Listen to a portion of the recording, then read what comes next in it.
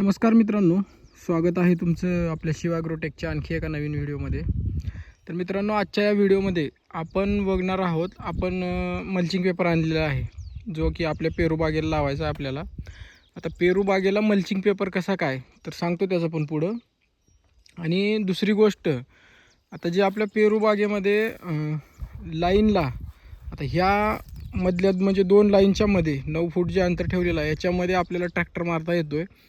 त्याच्यामुळे याच्यामध्ये जास्त गवत होत नाही आपलं. पण ह्या ज्या ड्रिपच्या लाईन आहेत, तर ह्या ड्रिपच्या लाईनला 2 झाडांच्या मध्ये एक 8 दिवस गेले की फुल गवत दिसतंय, म्हणजे हिरवगार पूर्ण, म्हणजे झाडच दिसत नाहीत.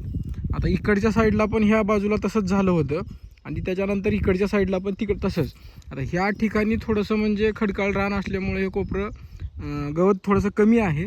आणि दुसरी महत्त्वाची गोष्ट म्हटलं तर आपण चलतीवरती म्हणजे कधी दिवस मावळायला म्हणा किंवा सकाळी कधी टाईम भेटला तर एक अर्धा एक तास असं या 5-6 लेणीवाचं गवत आपण कमी केलेलं आहे, म्हणजे झाडाच्या बुडाचं.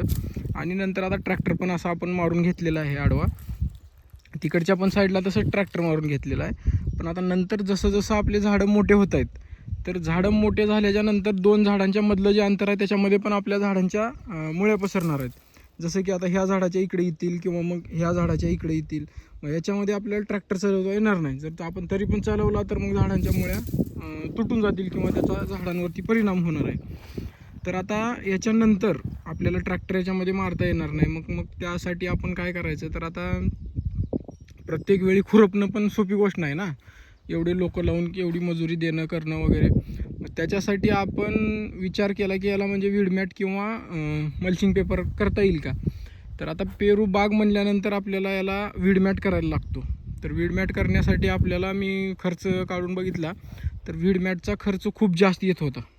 आणि तेवढ्या आपल्याजवळ आणखीन आपले एक पण भार पेरूचा निघालेला नाही. त्याच्यामुळे एवढं इन्व्हेस्टमेंट करणं म्हणजे थोडंसं मला वेगळं वाटलं.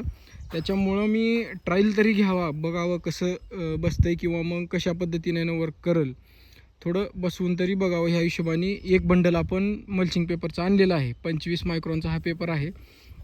तर आता ह्याला आपण काय करणार आहे, तर असं लाईनच्या सुरुवातीपासनं हे पूर्ण तिकडं कडपर्यंत आपण आतरून घेणार आहे.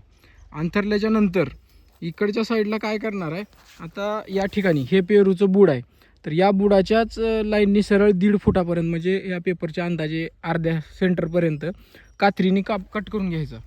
आणि कात्रीने कट केल्याच्या नंतर पूर्ण मल्चिंग पेपर पलीकडे ओढून घ्यायचा. आता बघा तुम्हाला इथे दाखवतो मी. आता हे जे झाड आहे, तर आता या ठिकाणी आपण बसल्याच्या नंतर इथून पुढं म्हणजे ते सेंटरपर्यंत मल्चिंग पेपरच्या म्हणजे 3 फुटाचा पेपर आहे हा रुंदीला, तर याच्या 1.5 फुटापर्यंत आपण कट करून घ्यायचा पेपर. आणि पूर्ण इकडं म्हणजे अलीकडे ह्या बुडाच्या दोन्ही साईडने घेऊन ओढून घ्यायचा आणि इकडं माती टाकून द्यायची वरी. अशा पद्धतीनं आपण याला सेट करणार आहोत किंवा बसवणार आहोत. तर आता हे बसवल्याच्या नंतर याचा रिझल्ट काय येतं आहे काय नाही, आता आपण अगोदर हा मल्चिंग पेपर आपण वापरलेला सुद्धा नाही आणि अशा मल्चिंग पेपर लावण्याच्या बागा वगैरे आपल्या काही अगोदर आपण केलेल्या नाहीत, त्याच्यामुळं आपल्याला याचा अनुभव नाही. पण तरी पण आपल्याला म्हणजे काय रिझल्ट भेटतो किंवा मग कसं वाटतंय हे करण्यासाठी आपण एक बंडल आणलेलं आहे. तर हे बसवल्याच्या नंतर जर समजा आपल्याला 4-6 महिने जर चलत असेल हे बऱ्यापैकी चांगलं, तर आपण सरळ याला म्हणजे आणखीन एक 4-5 बंडल आणून पूर्ण बागेलाच आपण हाच पेपर करून टाकणार आहे. एक 5-6 हजारामध्ये आपलं काम होऊन जाणार आहे. नंतर आपल्या पेरूचा भार एक 6 महिन्यांनी किंवा 8 महिन्यांनी पेरूचा भार निघाल्याच्या नंतर आपल्याकडे पैसे येतील, त्यावेळेस आपण बेड करून वीडमॅट करू शकतो. तर अशा पद्धतीने ही थोडक्यात माहिती आहे.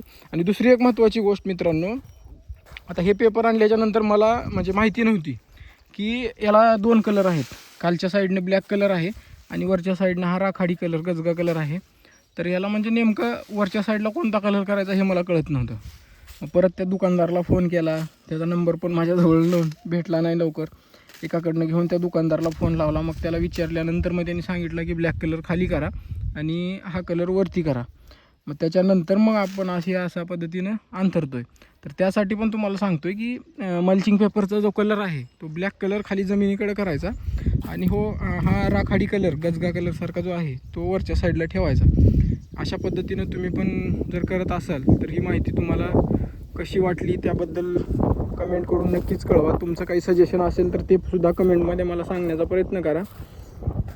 दुसरी गोष्ट, व्हिडिओ आवडला असेल तर लाईक करा आणि आपल्या शेतकरी मित्रांना शेअर करायला विसरू नका. जर आपण चॅनलवर नवीन असाल तर लवकरात लवकर चॅनलला सबस्क्राईब करा, जेणेकरून अशाच शेतीतील माहितीपूर्ण व्हिडिओंची सिरीज तुम्हाला या चॅनलवरती पुढे पण पाहायला भेटणार आहे. धन्यवाद.